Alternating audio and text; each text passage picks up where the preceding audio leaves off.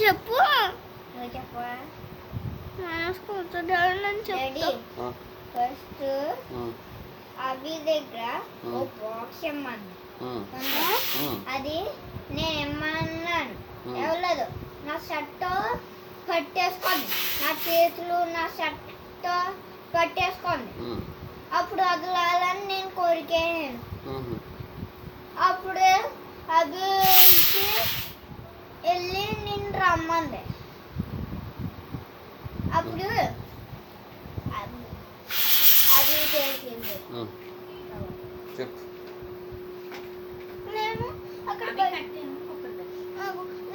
బయట అక్కడ నుంచొని ఉన్నాను డాడీ. ఒకసారి అక్కడ బయట డోర్ తీసుకుని నుంచొని ఉన్నాను.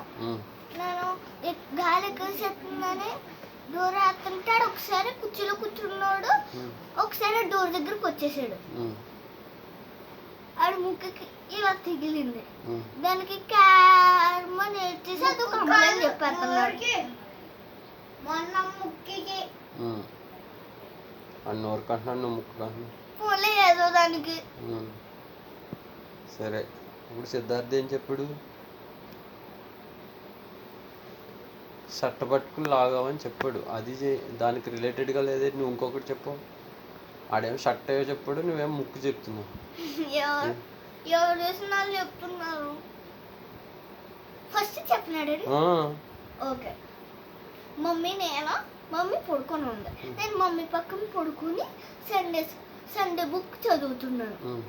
మామూలుగా ఏదో చేస్తుంటే ఇది వచ్చేసి మమ్మీ దగ్గర నాకు బాక్స్ ఇవ్వాలని నా మీద డామ్ అని పడిపోయాడు. ఇది లేకు ఏం బాక్స్ అడుగుతాను. పడ్డావా? పడ్డాడు. సాక్షి ఉందా? ఎవరు?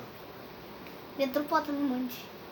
సరే, నెక్స్ట్ హియరింగ్కి వచ్చేటప్పుడు నువ్వు సాక్ష్యాధారం తీసుకునిరా.